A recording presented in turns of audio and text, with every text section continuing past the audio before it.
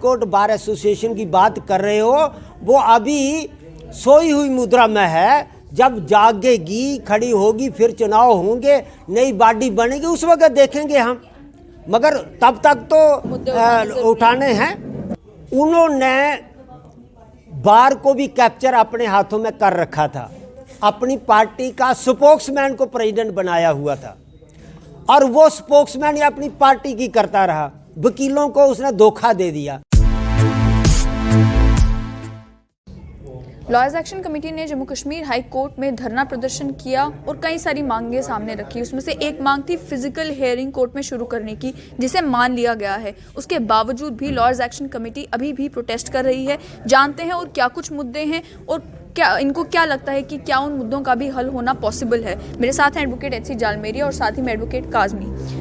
Advocate जालमेरिया साहब, आपसे जानना चाहूँगी सबसे पहले कि फिजिकल हियरिंग शुरू कर दी गई है, क्या इस बात की आपको खुशी है, या फिर अभी भी इस फिजिकल हियरिंग में भी कुछ पेज हैं जो पेंडिंग है, जो चीज़ें होनी अभी बाकी हैं?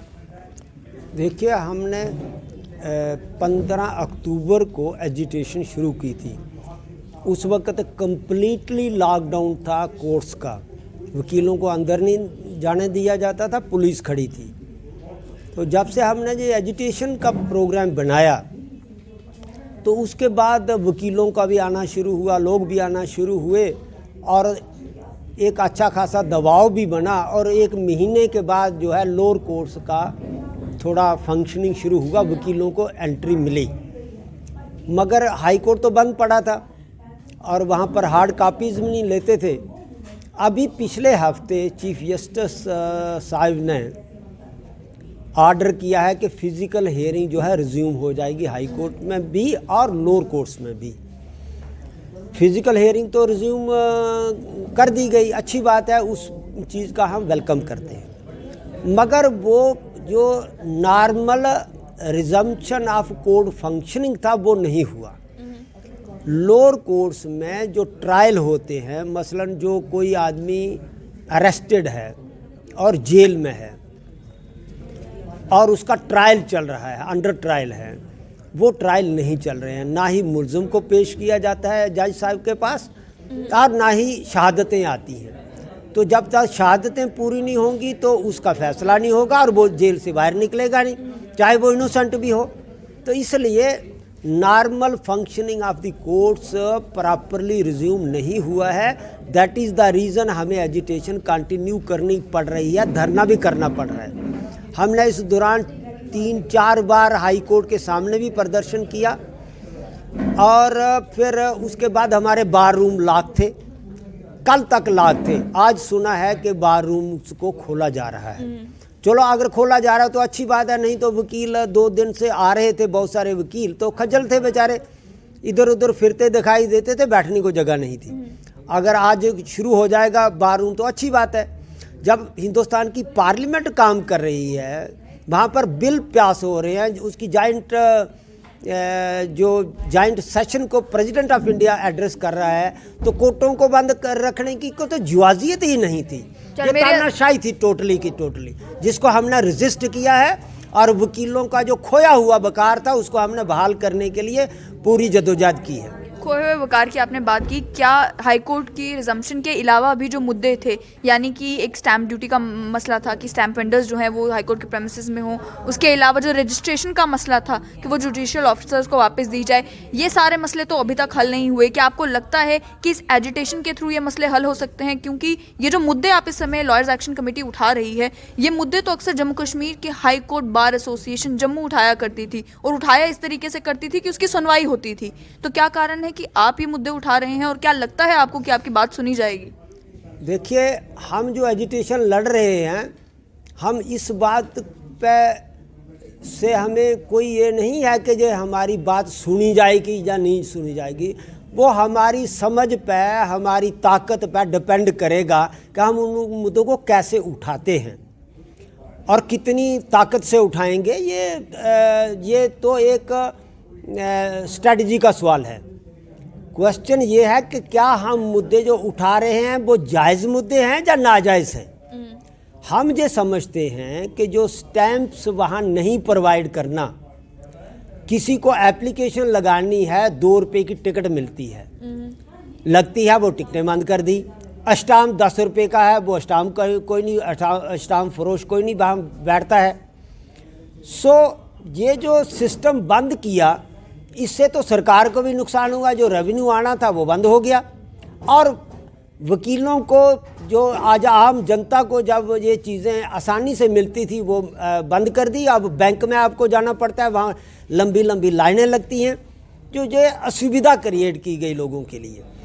इसलिए चूँकि ये मुद्दे जो हैं लोगों के मुद्दे हैं, वकीलों के भी मुद्दे हैं, मगर आम जनता के ज़्यादा हैं, इसलिए चूँकि ये आम जनता के मुद्दे हैं तो सरकार तो मानना पड़ेगा, चाहे वो चीफ जस्टिस हो या वो लेफ्टिनेंट गवर्नर हो, उनको तो ये बात माननी पड़ेगी। दूसरी बात, कोई जो रजिस्ट्रेशन का सवाल है, पिछले 100 सालों से जब महाराजे का राज था उस वक़्त से जज साहिबान रजिस्ट्रियाँ करते थे, और आज कोई डॉक्यूमेंट लेके जाता था कोर्ट में, कल उसको रजिस्ट्री हो करके वापस मिल जाती थी। इतनी सुविधा थी लोगों को।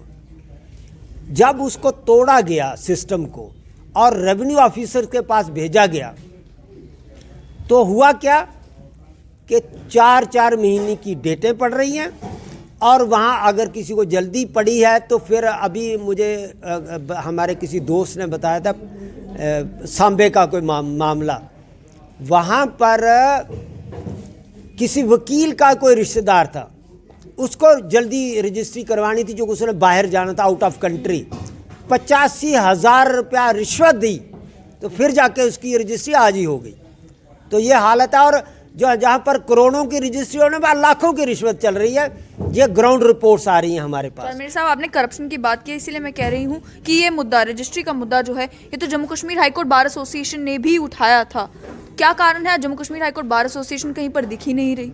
उसका ये कारण बना कि जो लोग बार एसोसिएशन को उस वक्त लीड कर रहे थे, जब ये रियासत को तोड़ा गया, तो वो जो जिस पार्टी का हिंदुस्तान में राज है आज, वो जम्मू कश्मीर में भी राज कर रहे थे। उन्होंने बार को भी कैप्चर अपने हाथों में कर रखा था, अपनी पार्टी का स्पोक्समैन को प्रेसिडेंट बनाया हुआ था, और वो स्पोक्समैन अपनी पार्टी की करता रहा। वकीलों को उसने धोखा दे दिया, चलती हुई एजिटेशन को विड्रॉ कर लिया, तो वो मुद्दे वहीं के वहीं रह गए। ऊपर से लग गया कोरोना, कोर्स हो गए बंद, वकील घरों में पड़े रहे। जब रिज्यूम हुआ तो बाकी कोर्स तो रिज्यूम हुए नहीं, इसलिए हमने वकीलों की एक बड़ी सभा बुलाई, उसमें हमने एक्शन कमेटी बनाई, तो फिर से हमने उन मुद्दों को फिर से खड़ा किया। तो इसलिए एक्शन कमेटी को तब ये मुद्दे लड़ने पड़ रहे हैं।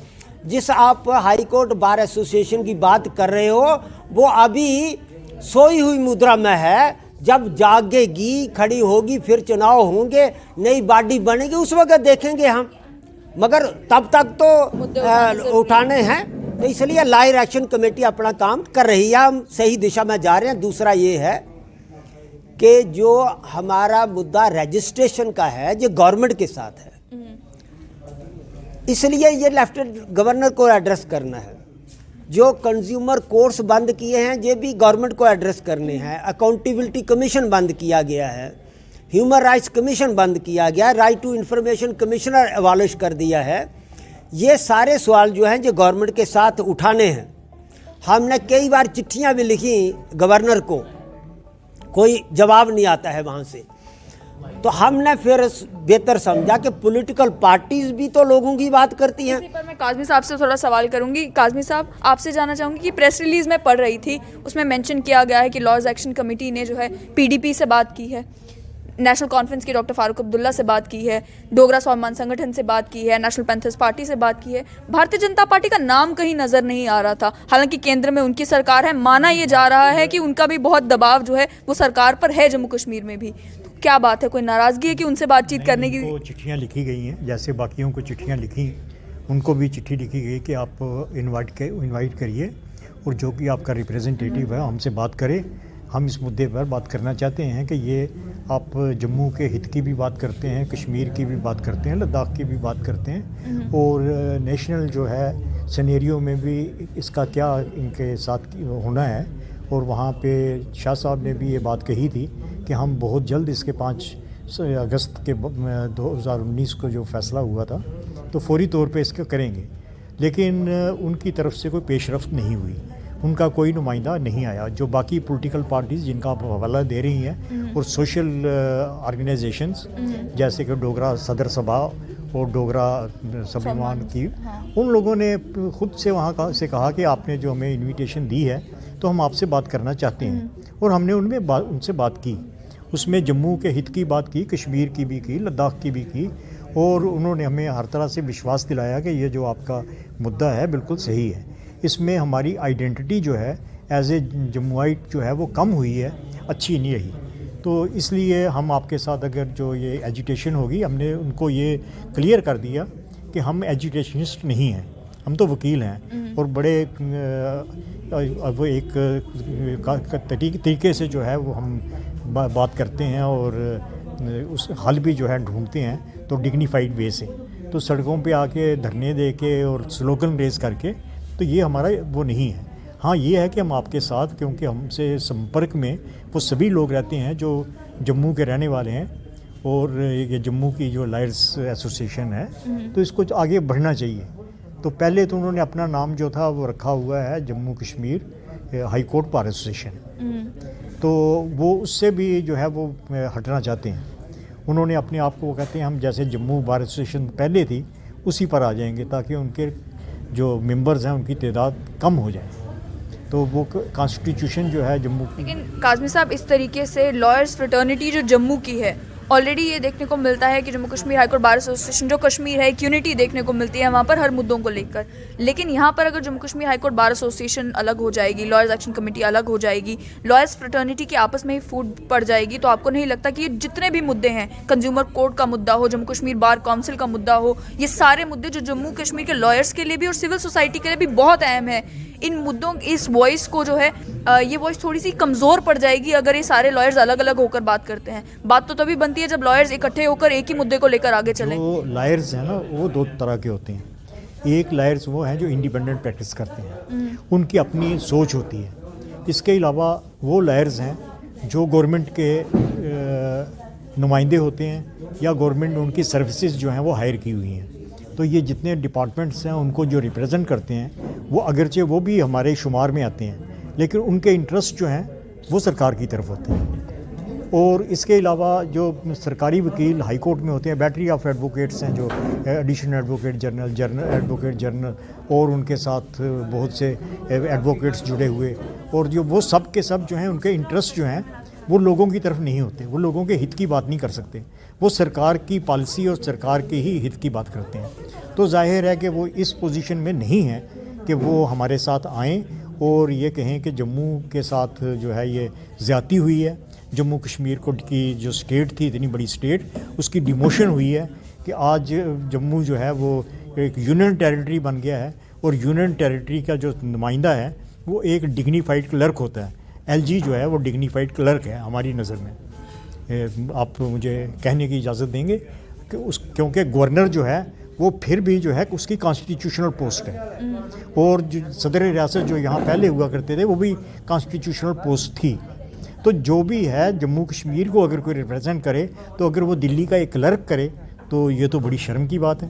यहाँ पर काज़मी साहब, क्या आपको कमी महसूस हो रही है सीनियर एडवोकेट BS सलाथिया की कि इस टाइप की इस बातें जो हैं उस समय भी हुआ करती थी, लेकिन वो किस तरीके से इन सभी बातों को हैंडल करते थे और जितने मुद्दे थे उनको लेकर आगे चलते थे? BS सलाथिया हमारे अच्छे दोस्त थे, हमने इकट्ठे इलेक्शन भी लड़ा और वैसे भी मेरे बड़े पर्सनल उनके साथ फ्रेंडशिप थी।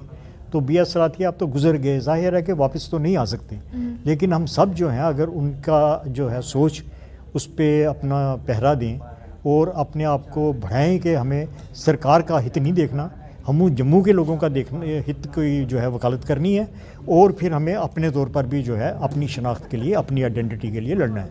तो ये हम जो ये कर रहे हैं, तो यहाँ मेरे ख्याल में सभी जो हैं इस वक्त, अगर आप एक BS सलाथिया नहीं, यहाँ सबके सब BS सलाथिया कि उनकी बेटी भी है, वो भी अपनी बच्ची है, वो छोटी एडवोकेट है, हम सब मिलके जो है इसको करेंगे और एक रोशन मुस्तकबिल की तरह इसको बढ़ाएंगे। बहुत बहुत शुक्रिया। आपने साफ तौर पर सुन लिया कि लॉयर्स एक्शन कमेटी ने जो मुद्दे उठाए थे शुरुआत में ही जब प्रोटेस्ट शुरू किया था, चाहे वो स्टैम्प वेंडर्स का मसला हो, चाहे वो रजिस्ट्रेशन का मसला हो, जम्मू कश्मीर बार काउंसिल की इलेक्शंस का मसला हो, या फिर वो बाकी सारे मुद्दे जो जम्मू कश्मीर के लॉयर्स के साथ तो जुड़े ही जुड़े हैं बल्कि आम आदमी के साथ भी जुड़े हुए हैं। कंज्यूमर कोर्ट्स जम्मू कश्मीर में फंक्शनल क्यों नहीं हो रही, इससे केवल लॉयर्स ही इंपैक्ट नहीं हो रहे, आम आदमी भी इंपैक्ट हो रहा है। लॉयर्स एक्शन कमेटी का ये कहना है कि Jammu Kashmir high court bar association आखिर कहाँ सोई हुई है, क्या उन्हें ये मुद्दे नहीं दिख रहे?